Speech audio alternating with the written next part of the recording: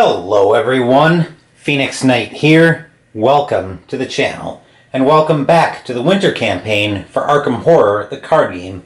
Unfortunately, as you might be able to hear, my voice is a little suspect today because I had a bit of an episode during the filming of A Phantom of Truth on Sunday, but it seems like my voice is holding, so we'll see how everything goes. When we played through A Phantom of Truth on Sunday, both investigators took a mental trauma during setup and then took another during the scenario, both getting defeated by sanity. Unfortunately, this caused us to invoke the house rule on trauma, and in this video we're going to wrap the winter campaign. In this video we'll wrap the winter campaign by talking about how the decks functioned and about the campaign itself. First up, let's talk about the decks, and to that end, let's go say hello first to Monterey Jack. Hello, Monterey. I like the way your deck functioned, but I'd have probably liked it a little better if I would have given you more coverage from the Mythos deck. In Carcosa, where you tend to have a boatload of will tests, a one will just isn't going to cut it. That's why in the last scenario, I almost felt like I was forced to leave the Hierophant 5 on its good side. Testing it with a base 0 will and praying wasn't where I wanted to be. You were definitely able to defend yourself when I needed you to be able to. So with a little more coverage from the Mythos deck, whether it's a more dedicated mystic in the group or ways to pass off will tests, you'd probably be a machine. I'd be curious to see how you function with someone like a Gloria, but I'm getting ahead of myself. Anyway, that will do it for Monterey. Now let's go pay a visit to Lily Chen. Hello, Lily. Put some good weapons in your hands and you're hard to stop.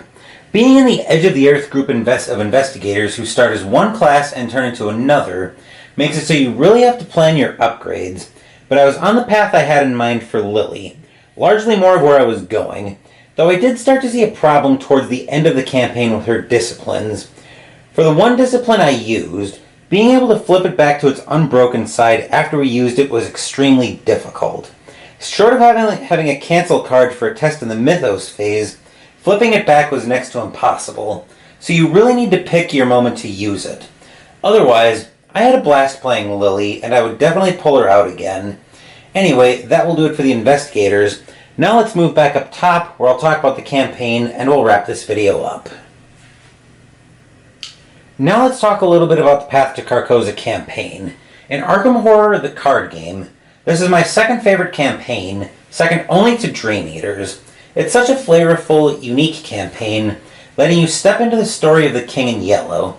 And even the detail about having to incur horror every time you speak Hastur's name, if you heed the warning, is very cool. Later scenarios in this campaign especially are very fun.